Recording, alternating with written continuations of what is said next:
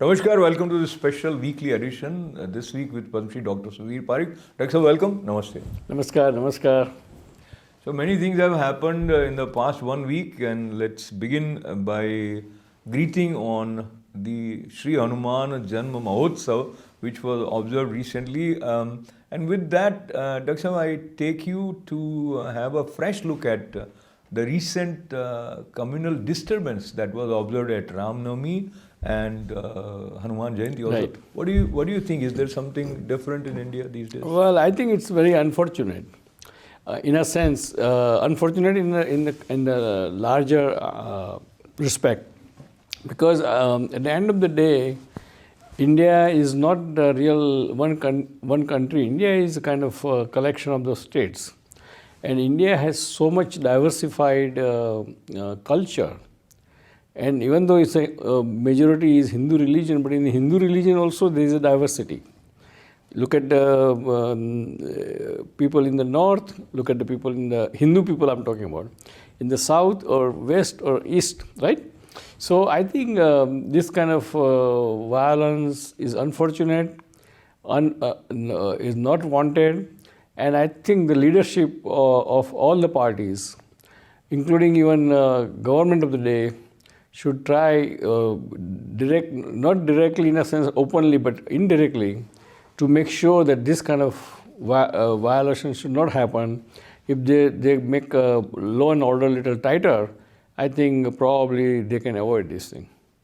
I think you bring a very important point, how law and order machinery functions, plays an important role in sustaining a sense of harmony and peace.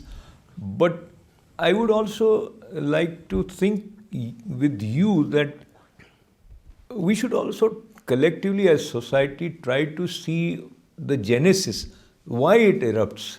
And go ahead. Huh? Yeah. So, and as you mentioned about India's diversity, I see that the devotional flow is also a unifying factor. So you have Hanumanji worshipped in Kanyakumari as well as Kashmir, or for that matter, whichever form. So see, the whose fault is there, which community is in the fault, it's sometimes we don't know the true story by sitting here 10,000 miles away from India. But I think there is always, they say that you cannot clap do the clapping unless the both hands are used, right? Right. So there is always some kind of fault with the more or less, I mean, both not sides. equally, both sides.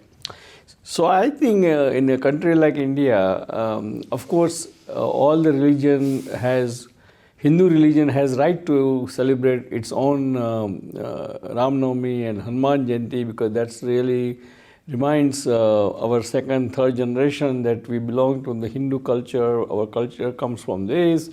And these are our kind of god and goddesses, which we mentor them, we pray them, we do puja to them, because they have certain characteristic which we all should learn in our life. And I think that's why all religious kind of days should be celebrated in all religion, particularly more in the Hindu religion, because it's after all it's a majority is the Hindus there. Yeah. So what you said also brings me to share with you and our viewers loudly that with each form, as you chant, you are reminded that this is representing the infinite. So there is this invitation or inspiration to go beyond limitations, and that leads to having an all-encompassing approach. So whether you are Hindu, Muslim, Christian, there is that sense of oneness is flowing underneath the basic philosophy. But now coming to the ground reality in terms of the way it is felt, observed, and now we have also started hearing people questioning, in spite of Supreme Court's ban, while you have 5 times azan on loudspeaker from mosque, that is now being noticed more and people are questioning it. Do you see that also adding to this kind of volatile Yeah, you're situation? right. I mean, in the democratic country, or Republican country with the Republic constitution, I think Supreme Court is a last word, and whatever Supreme Court in their wisdom rules, they should follow. But it's not happening, and that is very unfortunate because it's also is not happening now. It's not happening last year. It did not happen 5 years ago when the Sabrimala happened. There also Supreme Court said that don't enter into something like that. Don't enter into the temple, or let people enter into temple, particularly the menstrual age women, right? Am I right or wrong? Yeah, something like that. Because Sabrimala temple, they don't let any young girl, unmarried girl who is in menstrual certain age group they are not letting they come. So Supreme Court says no, you cannot discriminate within religion, that this is a good Hindu and this is not good Hindu, or this is touchable Hindu or this is untouchable. So since you brought this up, Dr. now the question comes whether it is the traditionally authentic religious practice or this is an imposed way of practicing. So from that point of view, the question that you raised is very, very pertinent. And now people are saying that in the Muslim countries, they don't have such loudspeakers being used for adhan, even in Saudi Arabia, etc. So why would you say that this is an integral part of it? So loudspeaker is not religious tradition. It should be stopped because it's more of nuisance. Because many years ago in the past, when we did not have internet, we did not have media, we did not have not even before. This is before newspaper era, I think what I understand that the whole idea behind loudspeaker in either way, in Muslim everyday, in Namaz or in the Hindu everyday, Navratri or whichever. Navratri or whatever religious celebration, is because to let more people know what's going on and bring the tempo into that celebration. That's what my simple thing. Understanding. Yeah, but you are right that if Supreme Court in its wisdom says that loudspeaker should be banned, and it should be banned because now it becomes more nuisance, particularly in the inner city. In the large city where people are living in apartment, they are living in the, you don't want 5 o'clock in the morning banging of the loudspeaker, Right. So now there is another thing which relates to what you consider as hate speech. So recently there was a decision where younger Owaisi brother who had claimed that if you remove police for 15 minutes, and even though we have 25 crores, but we'll be defeating the 100 crores. So that was quite a threatening tone, and which if you hear, you will feel that it is indeed a hate speech. But court says that since they didn't get the whole speech, so they do not consider. I find it a little difficult to comprehend how sincere court is in their evaluation. And that has also resulted into a lot of dissatisfaction among people. Yeah, but see, I agree with you what you're saying. But in democracy, most of the time Supreme Court wisdom is good, but sometimes their decision may not be agreeable to everyone. Correct. And that's the way democracy works. Absolutely. Yeah, this is not kind of a kingdom, or this is not like a authoritarian communism or something like China or Russia. So this brings us to another area of concern, which is sometimes maybe the way judiciary functions, can that also be affected due to some external pressure? For example, recently after this farmers' agitation bill related issue, the way the bench was being constituted, and these judges were getting a lot of threats from Khalistani forces, from some Canada or whatever. So then they have to, if I am an individual as well as a judge, I have to think about me, my family, protection, etc. So do you think we need some additional measures to... Yes, you are right. We need, again, law and order enforcement or security to the people, those who are who are in that position, who has to sometime give the verdict which is not popular, so they should be protected. And that's true for any country, in Western world also. We always get the judges always get the protection right away, or even sometime person who got accused also get protection, because a person is so controversial that somebody may harm him, and then once somebody kills him or harm him, then the whole case falls apart, because there is no witness left then, right? So I think in democracy, yes, you are right that more protection, more law and order should be done.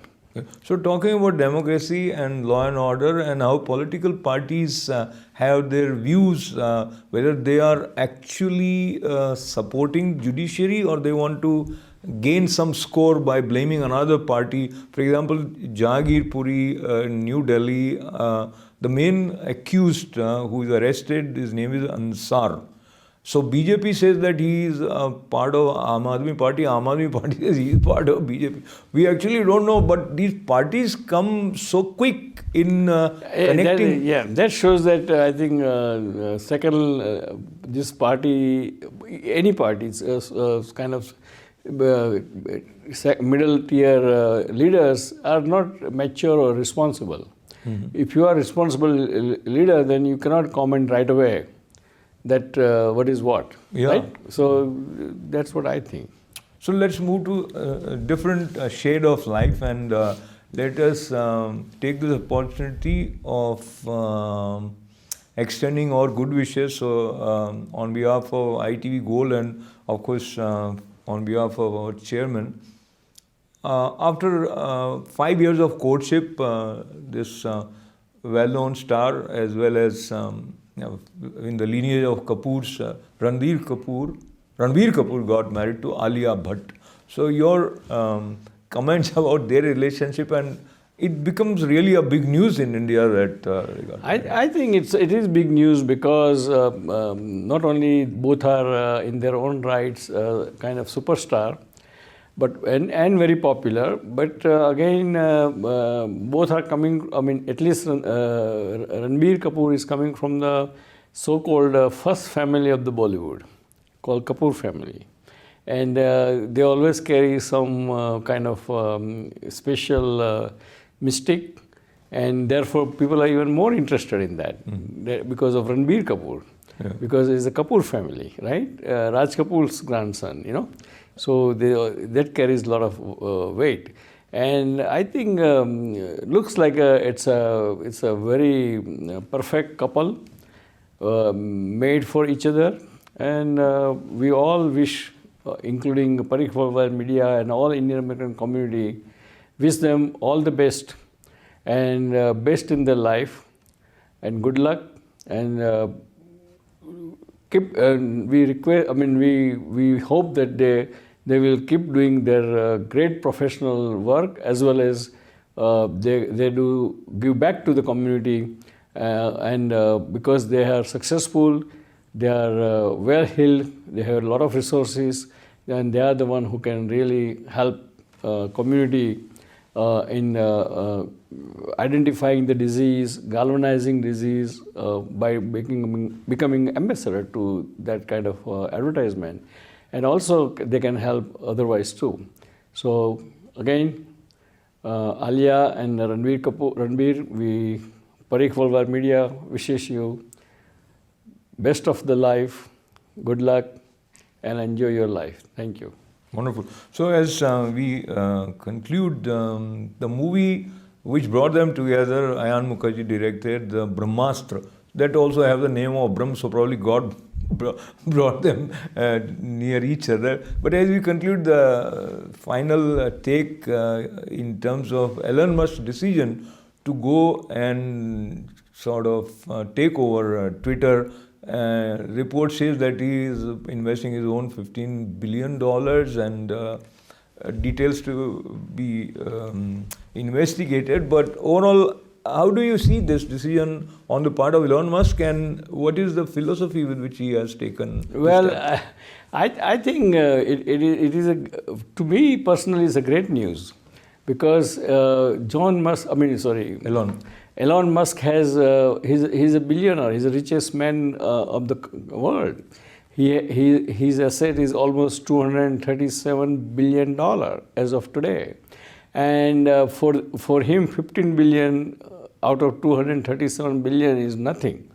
Even though, I think, what is the public, his statement, why he is doing this, that he wants to make Twitter a free platform or free kind of a platform where people can discuss, without any hesitation, and opine themselves without any restriction.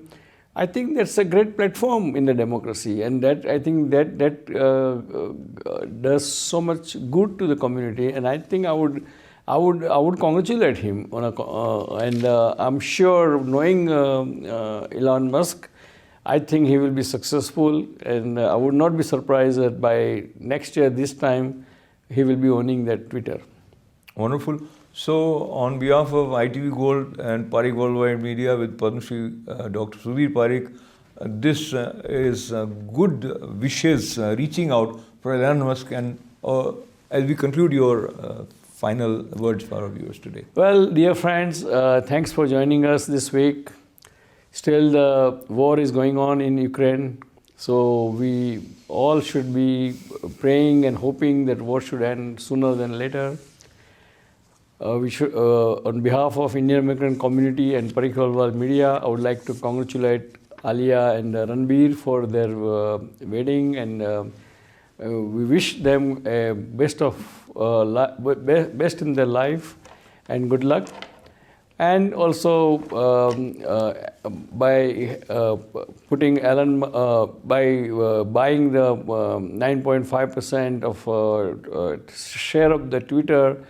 Again, Elon Musk started some kind of a very debatable discussion, but the stated agenda is that he wants to make Twitter a free platform. I think it will be welcomed by many. So let's see what happens. So again, we'll see you next week. But before that, God bless America.